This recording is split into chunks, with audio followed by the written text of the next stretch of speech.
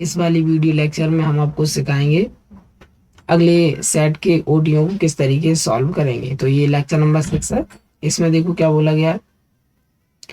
इसमें बोला गया है 91,21 का HCF पता लगाना है। तो 91 का जब फैक्टर करेंगे, 91 के फैक्टर होते हैं 7 मल्टीप्लाई 13 और 21 के जो फैक्टर होते हैं 7 मल्टीप्लाई 3। तो यहाँ पर देखो कॉमन फैक्टर कौन आ रहा है, 7, तो 7 आपका आंसर है। आगे देखें, द पेयर ऑफ इक्वेशन यानी इस इक्वेशन और इस इक्वेशन हैज इस इक्वेशन और इस इक्वेशन के पास किस टाइप के सॉल्यूशन है। तो टाइप सॉल्यूशन किस टाइप के हैं वो फाइंड करने के लिए हम क्या करेंगे, रेशियो बनाएंगे। रेशियो किन किन का बनाएंगे, A1 अपॉन A2 का, B1 अपॉन B2 का और C1 अपॉन C2 का। तो देखो x का जो कोफिशिएंट होंगे वो A1 A2 होंगे, y के जो कोफिशिएंट होंगे वो B1 B2 होंगे और जो कांस्टेंट टर्म होंगे वो C1 अपॉन C2 होंगे। देखो तो यहाँ x का कोफिशिएंट 1 चल रहा है तो यहाँ 1 आ जाएगा, यहाँ x का कोफिशिएंट -3 चल रहा है तो यहाँ -3, यहाँ y का कोफिशिएंट 2 चल रहा है तो यहाँ 2 आ जाएगा, यहाँ y का कोफिशिएंट कितना चल रहा है -6 तो यहाँ आ जाएगा -6, यहाँ c का कोफिशिएंट 5 चल रहा है तो 5 आ जाएगा, यहाँ c का कोफिशिएंट 1 चल रहा है तो 1 आएगा। अब देखो तो रेशियो यहाँ पर देखेंगे सॉल्व करके तो -1/3 आ रहा है और इसे सॉल्व करेंगे तो ये भी कितना आ गया -1/3 और ये आ रहा है 5। तो देखो शुरुआत के दो जो रेशियो है वो इक्वल है लेकिन लास्ट वाला रेशियो इक्वल नहीं है। और जब शुरुआत के दो रेशियो इक्वल हो, लास्ट वाला रेशियो इक्वल ना हो, तो ऐसे कंडीशन में इक्वेशन के पास सॉल्यूशन नहीं होती, यानी नो सॉल्यूशन होती है। तो लिख देंगे हैज नो सॉल्यूशन, यानी कि बी नंबर का करेक्ट है। आगे देखें, अगला है the sum of the zeros of quadratic polynomial, यानी इस क्वाड्रेटिक पोलिनोमियल के जीरोस का सम पता लगाना है। मतलब अल्फा प्लस बीटा की वैल्यू पूछ रहा है और अल्फा प्लस बीटा की वैल्यू कितनी होती है, -b/a। तो -b/a जी सी नंबर का सही है।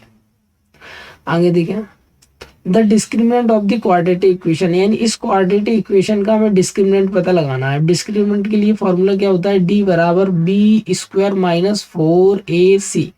तो b की वैल्यू कितनी चल रही है, -4, तो यहाँ लिख देंगे -4 -4 मल्टीप्लाई a की वैल्यू कितनी चल रही है, यहाँ 1 चल रही है तो यहाँ 1 आएगा और c की वैल्यू कितनी चल रही है 4, तो 4 आ जाएंगे। इसका स्क्वायर करेंगे 16, इनका मल्टीप्लाई करेंगे -16, 16 से 16 कैंसिल, कितना आ गया 0, यानी डिस्क्रिमिनेंट कितना है 0। तो आपका सी नंबर का ऑप्शन करेक्ट है। आगे देखें, number of tangent drawn at A point on a circle, यानी वो ये कहना चाह रहे हैं कि सर्कल के एक पॉइंट पर कितनी टेंजेंट बना सकते हैं। तो सर्कल के जब कोई सर्कल होता है उस सर्कल का एक पॉइंट होता है, इस पॉइंट पे एक ही टेंजेंट ड्रॉ करते हैं तो यहाँ लिख देंगे ओनली 1। ठीक है, यानी number of tangent draw at A point on the circle, तो सर्कल के एक पॉइंट पर एक ही टेंजेंट बना सकते हैं। आगे देखें, द डिस्टेंस बिटवीन, यानी इस पॉइंट और इस पॉइंट के बीच की डिस्टेंस पता लगानी। तो अभी हमने बताया था डिस्टेंस के लिए पिछले लेक्चर में मैंने बताया था, क्या बताया था, इस मैसेज को माइनस करेंगे, देखो 5, ये -5 है, इस -5 में से 0 माइनस करेंगे तो 5 ही आएगा और 5 का स्क्वायर करेंगे कितना आएगा 25।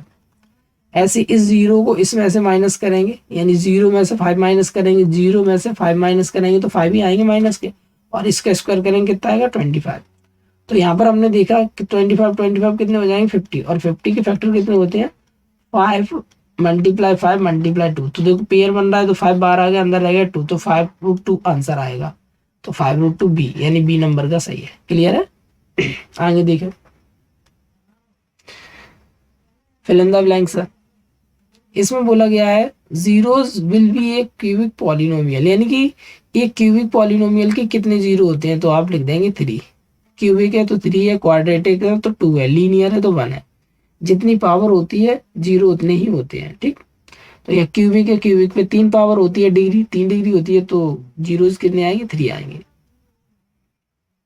आगे देखें, Shridharacharya drive a formula now known as, यानी श्रीधराचार्य ने एक फॉर्मूला ड्राइव किया, आज के समय में उसे किस नाम से जाना जाता है। तो आज के समय में नाम जाता है क्वाड्रेटिक फार्मूला। तो यहाँ लिख देंगे क्वाड्रेटिक फॉर्मूला, जिसे हम क्वाड्रेटिक फॉर्मूला के नाम से जानते हैं। ठीक, आगे देखें, द 10th टर्म, यानी इस एपी का 10 नंबर का टर्म पता लगाना है। तो 10 नंबर के लिए फॉर्मूला होता है A10 बराबर A प्लस 9D।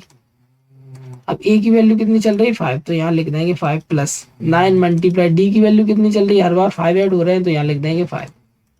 देखो 5 प्लस 9 5 जो 45 ऐड कर देंगे, कितना आ जाएगा 50। तो आप पता चल जाएगा कि जो 10 नंबर का टर्म है वो आपका 50 है। आगे देखिए, ऑल ट्राइंगल्स आर सिमिलर। तो हमने बताया था इक्विलेटरल ट्राइंगल जो होते हैं, जितने भी इक्विलेटरल ट्राइंगल है 12, ये ट्राइंगल जो है वो सारे सिमिलर है। ठीक है, the probability of an certain event, कोई भी प्रोबेबिलिटी सर्टेन इवेंट की होती है तो हमेशा वो 1 होती है, तो यहाँ लिख देंगे 1। सर्टेन इवेंट की जो होगी वो 1 होगी, अनसर्टेन इवेंट की जो प्रोबेबिलिटी होगी वो 0 होगी, ध्यान रखें। तो यहाँ सर्टेन इवेंट पूछ रहा है तो प्रोबेबिलिटी कितनी आएगी 1, तो 1 लिख दिया।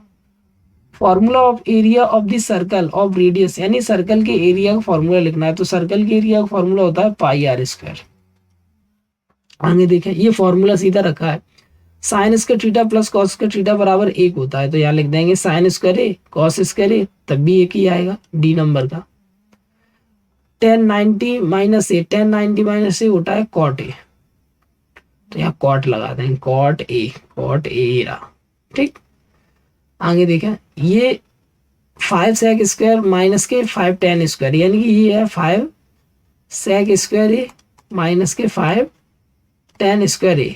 तो यहाँ पर हम देख रहे हैं अगर 5 कॉमन ले लें तो क्या बन जाएगा सेक स्क्वायर ए माइनस के tan स्क्वायर ए, और 5 वैसा वैसे इसका पूरा फॉर्मूला होता है, इसकी वैल्यू 1 के इक्वल होती है, तो 1 मल्टीप्लाई करेंगे 5, तो यहाँ इसका आंसर आएगा 5 देख लो, ए नंबर ये। वॉल्यूम ऑफ कीवर्ड, कीवर्ड का वॉल्यूम होता है LVH, तो LVH जीरा। Area of square, area of square होता है ए स्क्वायर, देखो area of square A square ये रहा। What will be the value of this, यानी कि किसी इवेंट की प्रोबेबिलिटी और उसके ना होने की प्रोबेबिलिटी को ऐड किया जाता है तो वैल्यू 1 आती है। तो यहाँ लिख देंगे 1 कौन है, 1 ये लास्ट वाला और होता है। तो इस तरीके से आपकी ये मैचिंग फिनिश होती है। आगे देखें, इसमें बोला गया है find the number of zero, ये जो डायग्राम दिया गया इसमें जीरो के नंबर पता लगाना। तो देख लो एक्स अक्ष पे कितनी जगह इंटरसेक्ट हो रहा है, 1 2 3 4, तो इसके जीरो होंगे। Number of zeros, number of zeros is 4, और नहीं तो फिर ऐसा डायरेक्ट लिख दो सीधा, 1 वर्ड में ना 4, आंसर में क्या आएगा ANS 4।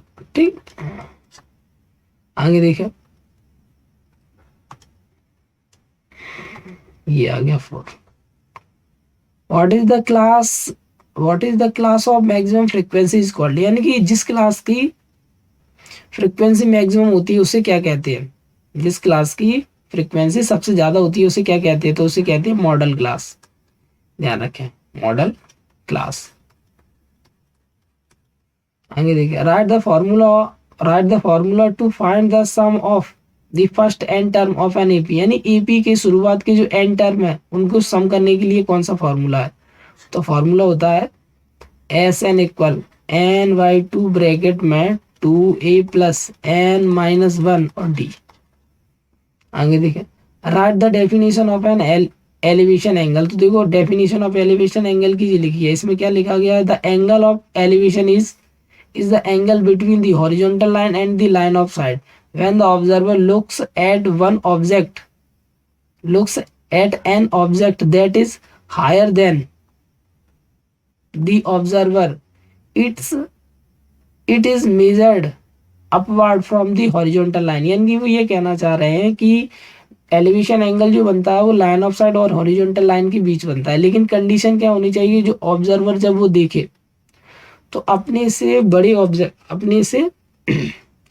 अपने से हायर ऑब्जेक्ट को, हायर मानो ऊंचा, ऊंचे ऑब्जेक्ट को देखे, तो इस कंडीशन में जो एंगल बनेगा वो होगा एंगल ऑफ एलिवेशन। जैसे हम यहाँ ऑब्जर्व करके बताते हैं, जैसे ये ऑब्जर्वर है, ये जमीन पे खड़ा है, यहाँ उड़ रही है काइट, ठीक, अब ये व्यक्ति इस काइट को देखता है तो ये बन गई लाइन ऑफ साइड, और फिर ये आपका अर्थ के पैरेलल लाइन बनाएंगे तो ये होगी हॉरिजॉन्टल लाइन, तो इनके बीच में जो एंगल बनेगा वो आएगा एंगल एलिवेशन ऑफ एंगल। ठीक, तो इस तरीके से आप ये डेफिनेशन इसमें लिख सकते हैं।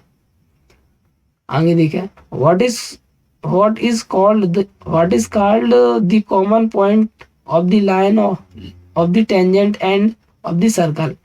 यानी कि वो ये कह रहे हैं जो जो टेंजेंट और सर्कल का कॉमन पॉइंट होता है उसका नाम क्या होता है, तो उसको कहते हैं पॉइंट ऑफ कांटेक्ट। तो यहाँ लिख देंगे पॉइंट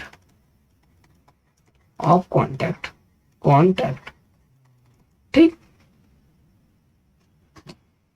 आगे देखिए, write the formula of the volume of the cone, यानी कॉन के वॉल्यूम का फॉर्मूला। तो कॉन के वॉल्यूम का फॉर्मूला होता है 1/3 पाई आर स्क्वायर एच। ठीक है, इस तरीके से आपके वन वर्ड भी फिनिश होते हैं।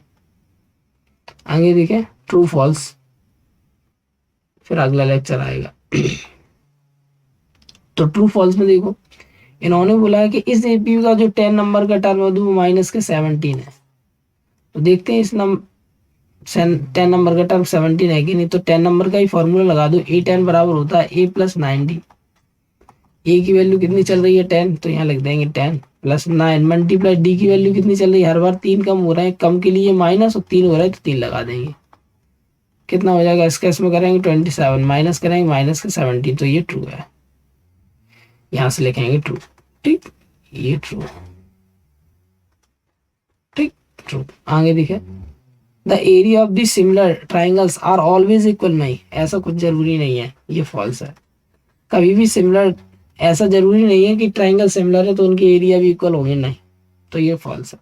आगे देखें, the tangent line is the second line. यानी वो ये कहना चाह रहे हैं कि जो टेंजेंट लाइन होती है क्या वो सेकेंड होती है, नहीं, टेंजेंट अलग होती है। टेंजेंट 2 जगह इंटरसेक्ट करती है और सेकेंड वो टेंजेंट 1 जगह इंटरसेक्ट करती है सर्कल को, और सेकेंड 2 जगह करती है। तो ये गलत कह रहे हैं, टेंजेंट और सेकेंड अलग अलग होती है, ना कि सेम। तो ये फॉल्स है। आगे देखें, the volume of hemisphere, hemisphere के लिए यहाँ 2 आता है जबकि यहाँ 4 है, तो ये फॉल्स है। Length of an arc of a sector of angle theta, ये सही है, ट्रू है। ठीक, the corresponding sides of 2 similar triangles are the proportional, बिल्कुल ये भी ट्रू है। यानी कि सिमिलर ट्राइंगल की जो करस्पॉन्डिंग साइड होती है वो प्रोपोर्शनल होती है। तो यहाँ पर हम देख रहे हैं शुरुआत में ट्रू है, फिर फॉल्स फॉल्स फॉल्स, फिर लास्ट पे ट्रू ट्रू। ठीक, इस तरीके से आपके ये ट्रू फॉल्स फिनिश होते हैं। अब अगला जो लेक्चर है वो आपको अगले वीडियो में करवाया जाएगा। ठीक है।